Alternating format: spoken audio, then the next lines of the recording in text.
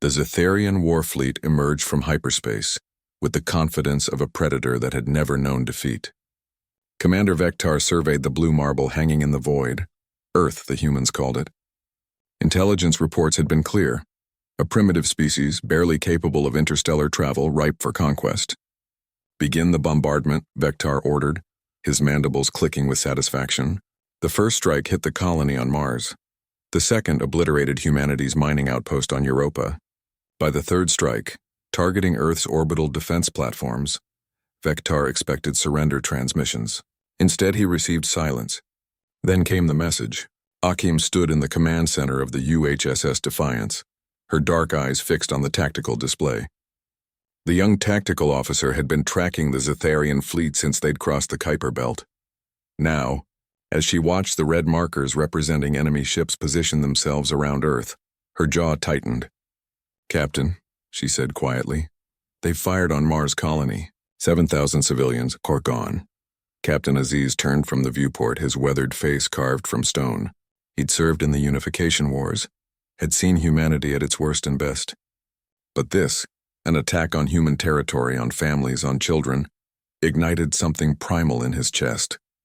"Open a channel to the Zetharian flagship," Aziz commanded. "All frequencies." Akim's fingers flew across her console. "Channel open, sir." Aziz stepped forward, and when he spoke, his voice carried the weight of every human who had ever fought to protect their home. "Zetharian fleet, this is Captain Aziz of the United Human Star Systems. You have attacked our colonies. You have murdered our people." He paused, letting the words sink in. "You attacked our home." Vectar's translator rendered the human's words, and he felt something unfamiliar, a tremor of uncertainty. There was no fear in that voice, no plea for mercy, only cold, terrible promise. "You are outgunned, human," Vectar transmitted back.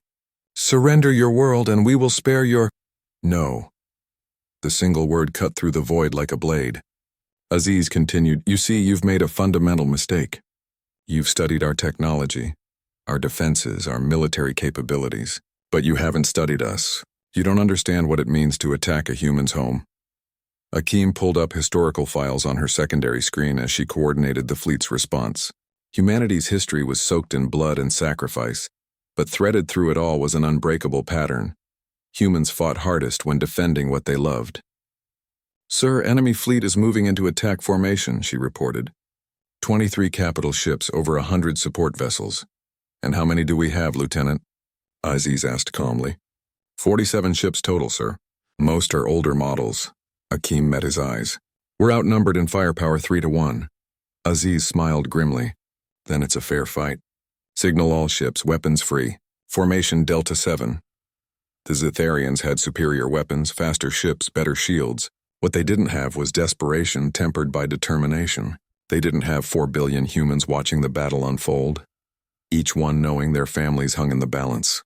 They didn't have the memory of every ancestor who'd stood against impossible odds and refused to break. The human fleet didn't meet the Zetharians head-on.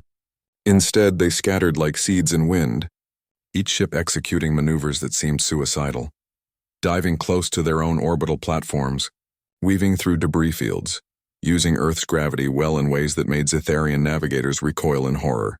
"They're insane," Vectar's pilot shouted as the Defiance skimmed so close to a Zetharian cruiser that their shields actually touched. Akim never flinched. She calculated angles and trajectories with ice-cold precision, finding gaps in enemy formations that shouldn't exist, creating them when they didn't. "Target their port reactor cluster," she called out. "Firing solution uploaded."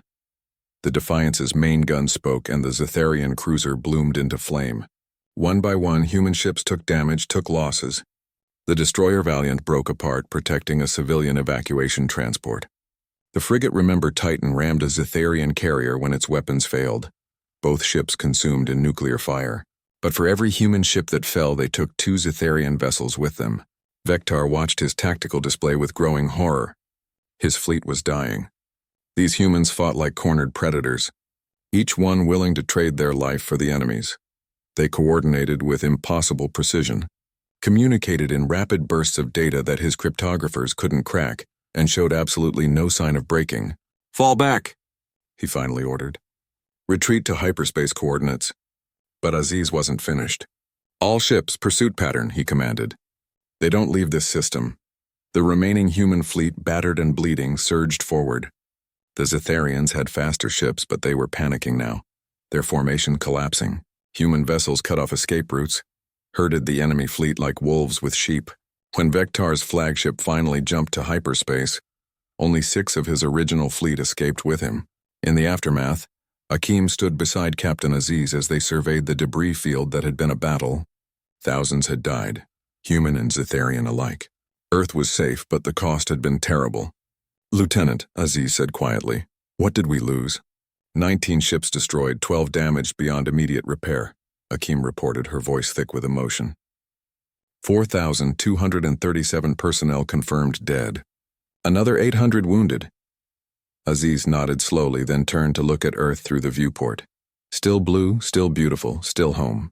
"Make sure the Zetharian sensor log survived," he said. "I want every species in the galaxy to see what happened here today. I want them to know what happens when you attack a human's home." Akeem understood. This wasn't just a battle. It was a message written in fire and sacrifice. Humanity would defend its own with everything it had, against any odds, without hesitation. The Zetharians had learned an old human truth. You can have better weapons, better technology, even better warriors. But you'll never defeat someone fighting for their home, never.